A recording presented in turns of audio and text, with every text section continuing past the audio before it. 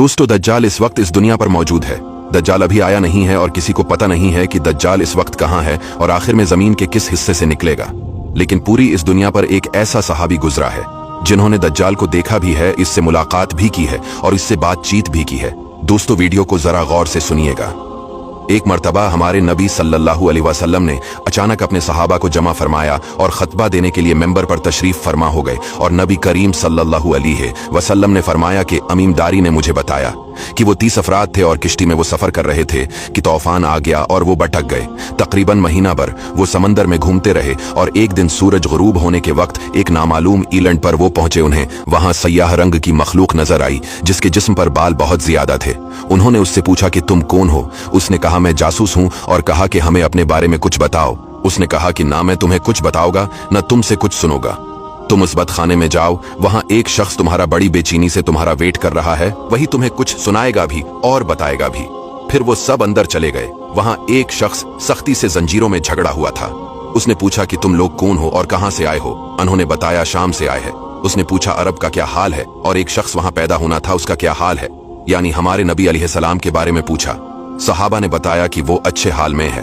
पहले तो उनकी मुखालफत हुई लेकिन अब वो तमाम अरब पर वो गालिब हो गए हैं। ये सुनकर उस शख्स ने 3 चीखें मारी और बोला कि मैं दज्जाल हूं और कहता है अनकरीब में आजाद हो जाऊंगा और जमीन का चप्पा चप्पा में गुम होगा और इसका कोई हिस्सा नहीं छोड़ूंगा सिवाय मदीना के, क्योंकि मुझे में वहां जाने की ताकत ना होगी। और एक रिवायत की रोशनी में ये बात भी कही जाती है कि दज्जाल को हजरत सुलेमान अलैहिस्सलाम ने कैद किया था।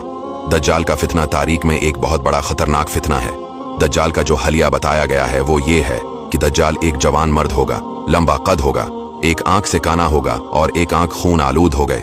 दज्जाल की पेशानी चौड़ी होगी और उसकी पेशानी पर लिखा होगा काफिर, जिसको हर मुसलमान पढ़ेगा और काफिर को नजर ना आएगा। दज्जाल के निकलने से पहले दुनिया बहुत बुरी हालत में होगी। इसके निकलने से पहले 3 साल पहले इस दुनिया में खशक साली फैली होगी। दीन के मामले में लोगों में कमजोरी पैदा हो चुकी होगी।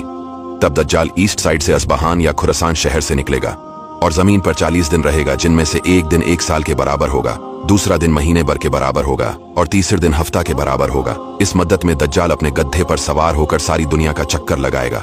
दज्जाल के इन फितनों की वजह से अहले ईमान सख्त परेशान और तंगी के आलम में भागकर दुखान नामी पहाड़ में पनाह लिए हुए होंगे।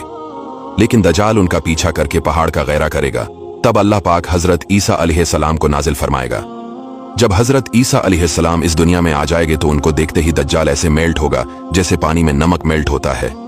आप अलैहिस्सलाम दज्जाल को मकामिलत पर कत्ल करेंगे और उसके फॉलोअर्स में से किसी को भी जिंदा नहीं छोड़ेगा।